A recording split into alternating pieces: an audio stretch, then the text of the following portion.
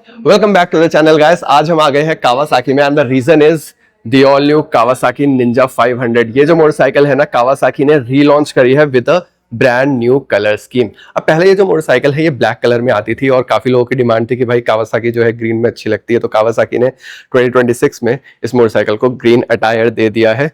It looks good and side में आप देखोगे निंजा की ग्राफिक्स हो रखे हैं यहाँ पे, व्हाइट ब्लू का शेड एंड 500 की बैजिंग। और साइड से ये मोटरसाइकिल कुछ इस तरीके की दिख रही है।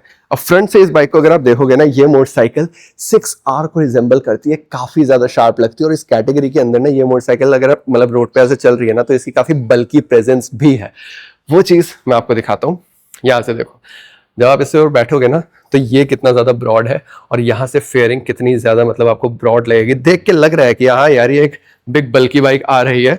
और यस, इसी की वजह से इसकी जो रोड प्रेजेंस है काफी ज्यादा अच्छी क्रिएट हो जाती है। सो बाइक में आपको फ्रंट में एलईडी हेडलाइट सेटअप मिल जाता है, ट्विन हेडलाइट सेटअप मिल जाता है, जो कि दिखने में काफी ज्यादा शार्प लग रहा है। अगेन यहाँ पे आपको इंडिकेटर्स मिल जाते हैं, ग्रीन कलर का फेंडर है, साइड में एबीएस की बैजिंग आ जा रही है। रेयर सेक्शन तक आते आते टेल सेक्शन जो है ये पूरा सिंगल पैनल यहाँ तक ग्रीन कलर का। एंड रेयर से इसकी जो टेल लाइट है कुछ इस तरीके की दिख रही है, काफी ज्यादा शार्प है। अब yes, oddly looking grab rails and the sari guard. अब ये तो भाई मतलब क्योंकि गवर्नमेंट के नॉर्म से इस वजह से ये लगे हुए हैं, अदरवाइज जो भी बंदा पहले खरीदेगा ना, इसको तो खोल के सबसे पहले साइड करेगा, क्योंकि इसकी वजह से लुक्स जो है ना पीछे से मतलब क्या बोल सकते हैं, अब खराब तो थोड़ी लगती है, बट सरकार के नॉर्म से तो इस वजह से देना पड़ता है। तो बाइक के अगर इंजन की बात करें तो इसमें आपको 451 सीसी का twin cylinder liquid cooled engine मिल जाता है, जो कि पावर प्रोड्यूस करता है 45 bhp की 42.6 Nm torque with 6 speed gear box. अब इस मोटरसाइकिल को मतलब कावासाकी के इंजन को बेसिकली, क्योंकि जापानीज इंजन है, किसी भी मोटरसाइकिल के साथ अगर आप कंपेयर करोगे ना, किसी भी ब्रांड के साथ, भाई सुपर रिफाइंड इंजन है। इनको चलाने का ना मजा ही अलग आ जाता है। और पावर आउटपुट जो है वो भी काफी ज्यादा अच्छी है। मतलब अगर आप कंपटीशन के साथ कंपेयर करोगे तो ऑलमोस्ट उतनी ही पावर आपको मिल जाती है। एंड ये जो मोटरसाइकिल है ये उतनी ज्यादा शायद आपको एग्रेसिव फील ना हो, क्योंकि ये बाइक जो है ये थोड़ी सी ना सिटी फोकस और टूरिंग के हिसाब से बनाई है। और वो चीज कैसे पता लगेगी, ये देखो, ये जो आप सीट देख रहे हो कितनी ज्यादा डाउन है, इससे पता लगता है कि ये जो मतलब जो भी बंदा इसके ऊपर बैठेगा ना वो काफी कंफर्टेबली बैठेगा। और इसके हैंडल बार को देखो, ये जो ट्रायंगल बनेगा ना बेसिकली राइडर का, वो काफी ज्यादा कंफर्टेबल बनने वाला है। अपराइट पोस्चर काफी अच्छा मिल जाता है इसमें। उसी के बाद सस्पेंशन की बात करते हैं। यहाँ पे फ्रंट में टेलीस्कोपिक सस्पेंशन ऑफर हो रहा है, यूएसडी ऑफर नहीं हो रहा। ये कंप्लेन तो खैर हमारी पहले भी थी और अभी भी कावासाकी ने इसके अंदर टेलीस्कोपिक सस्पेंशन ही दिए है, but the reason being is USD suspension जो है वो थोड़ा सा स्टिफर साइड में होता है और एग्रेसिव राइडिंग के लिए ज्यादा बेटर है।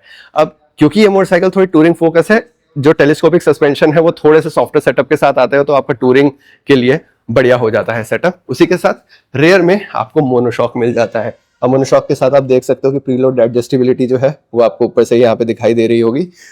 उसी के साथ बाइक के अगर ब्रेक्स की बात करें तो फ्रंट में 310 mm की डिस्क मिल जाती है और रेयर में 220 mm की डिस्क मिल जाती है। And this motorcycle comes with dual channel ABS. अब फीचर्स की अगर मैं बात करूं ना, तो बाइक के अंदर आपको ड्यूल चैनल एबीएस मिल रहा है और टीएफटी स्क्रीन मिल जाएगी, जो कि मैं अभी आपको दिखाने वाला हूँ। लेकिन उसके अलावा बाइक के अंदर एज सच कोई भी फैंसी फीचर नहीं है। फॉर एग्जांपल ट्रैक्शन कंट्रोल भी नहीं है बाइक के अंदर, क्विक शिफ्टर भी नहीं है, ऑटो ब्लिपर वगैरह ऐसी कोई भी चीज नहीं दी गई। कावासाकी जनरली अपनी मोटरसाइकिल्स को ना रॉ रखता है। बेसिकली जापानीज ब्रांड्स जो है वो थोड़ा सा रॉ ही रखते हैं अपनी मोटरसाइकिल को, और वही चीज आपको निंजा 500 के अंदर भी दिखाई देगी। तो अब आपको एक बार स्पीडोमीटर दिखाता हूँ कि क्या क्या चीजें ऑफर हो रही है। So this is the key of the Ninja 500।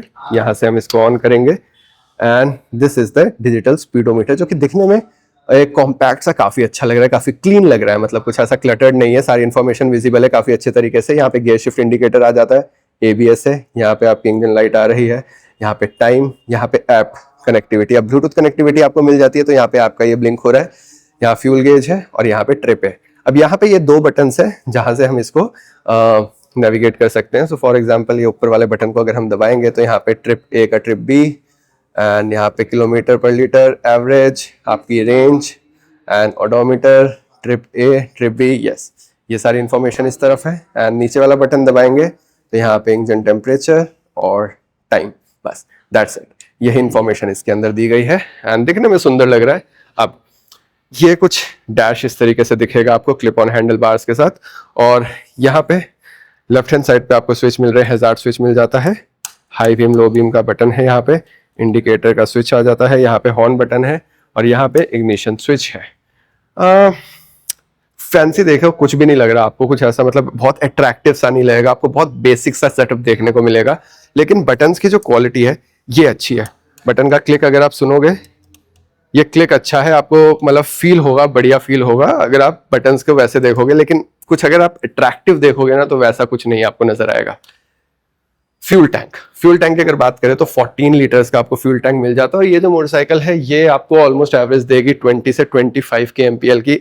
Again depend करता है कि आप किस तरीके से इस मोटरसाइकिल को राइड करते हो। अब भाई जिसके पास निंजा होती है ना, जनरली वो प्यार से चलाता नहीं है, लेकिन ये मोटरसाइकिल उतनी ज्यादा एग्रेसिव राइडिंग के लिए वैसे भी नहीं बनी हुई। सो यस, मे बी आप इसको प्यार से चला भी लो, लेकिन सबसे अच्छी और सबसे बढ़िया चीज और सबसे बड़ा इस बाइक का बेनिफिट वही है इसका टूरिंग कैपेबिलिटीज। पिलियन के लिए हो सकता है ये पिलियन के लिए उतनी ज्यादा कंफर्टेबल ना रहे, क्योंकि अगर आप सीट को देखोगे तो ये इधर नैरो डाउन हो जा रही है, तो लॉन्ग राइड्स पे, ऐसे तो सिटी राइड पे आप थोड़ा सा बैठ सकते हो, लेकिन लॉन्ग राइड्स पे उतने ज्यादा कंफर्टेबल नहीं होगा, लेकिन राइडर डेफिनेटली लॉन्ग राइड पे काफी ज्यादा कंफर्टेबल होने वाला है। टायर्स की अगर मैं बात करूँ ना तो फ्रंट में आपको 110 सेक्शन का टायर मिल जाता है, ये डनलॉप का टायर है which is the Sport Max tyre, and rear में आपको 150 सेक्शन का टायर मिल रहा है, अगेन डनलॉप का ही टायर मिल रहा है। अब ये जो टायर सेटअप है ये सिमिलर ही है, पहले भी आपको यही टायर सेटअप मिलता था और अभी भी आपको यही टायर सेटअप मिल रहा है। अब एक बार बाइक को ऑन करके देखते हैं।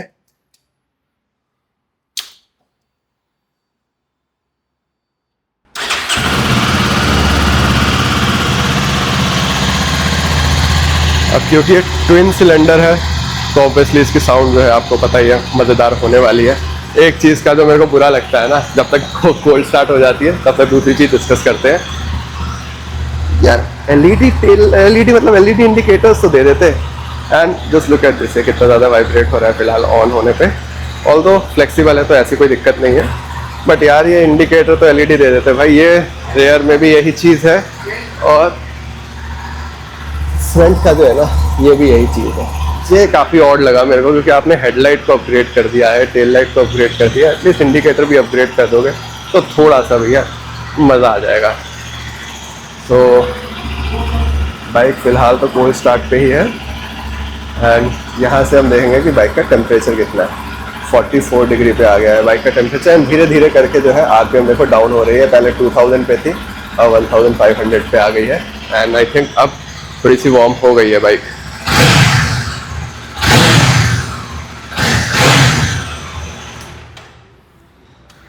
So this is how the Kawasaki Ninja 500 sounds। अब बात करते हैं किन लोगों को ये बाइक लेनी चाहिए बेसिकली। So जैसा मैंने बताया, अगर आपके दिमाग में है जो इसका क्लोजेस्ट कॉम्पिटिटर है that is the Aprilia RS457, उसके बाद लोग RC390 को कंसीडर कर सकते हैं, बट अदरवाइज फेयरिंग कैटेगरी के अंदर उतनी ज़्यादा मोटरसाइकिल्स है नहीं इतनी सीसी में। देन प्राइस आता है तो लोग बोलते हैं कि भैया GT 650 या फिर इंटरसेप्टर 650 ले सकते हैं, रॉयल एनफील्ड की जो है। बट इन सारी बाइकों में ना एक चीज़ है कि कावासाकी का जो इंजन रिफाइनमेंट लेवल वो कोई नहीं बीट कर सकता। यस, अब कावासाकी थोड़ी सी पीछे क्यों रह जाती है, क्योंकि मेंटेनेंस बाकी ब्रांड्स के कंपेरेटिवली थोड़ी सी ज़्यादा है, एक्सपेंसिव साइड पे पड़ती है, और सेल्स एंड सर्विसेज कुछ स्पेसेस में लिमिटेड ही है, एंड कॉस्टिंग भी अगर आप देखोगे इसका तो प्राइस भी जो है थोड़ा सा एक्सपेंसिव साइड पे है। तो ये मोटरसाइकिल स्टार्ट हो रही है 5.76 लाख रुपीज़ एक्स शोरूम से, जो कि कॉम्पिटिटर से ऑब्वियसली थोड़ा सा ज़्यादा ही है। बट अगर आप कावासाकी लवर हो, अगर आपको एक लॉन्ग टर्म रखने वाली मोटरसाइकिल चाहिए, अगर आपको एक ऐसी मोटरसाइकिल चाहिए जो कि एक अच्छी रोड प्रेजेंस क्रिएट करे, आपको एक अच्छी प्रीमियमनेस दे, आप ऐसा लगो कि अगर आप बाइक लेके निकल रहे हो ना तो सब आपको पहले देखे, क्योंकि बाकी मोटरसाइकिल जो है वो मार्केट में काफ़ी ज़्यादा कॉमन है, लेकिन कावासाकी उतनी ज़्यादा कॉमन अभी भी नहीं है। सो यस, तब आप कावासाकी निंजा को कंसिडर कर सकते हो। बाकी इसके अलावा तो मेरे हिसाब से ओवर प्राइस तो है थोड़ी सी। So yes, this was the Kawasaki Ninja 500 for you. कैसी लगी मोटरसाइकिल कमेंट करके बताओ। कोई भी क्वेश्चन हो drop it down in the comment section. मैं मिलता हूँ आपको नेक्स्ट वीडियो में। Till then stay tuned.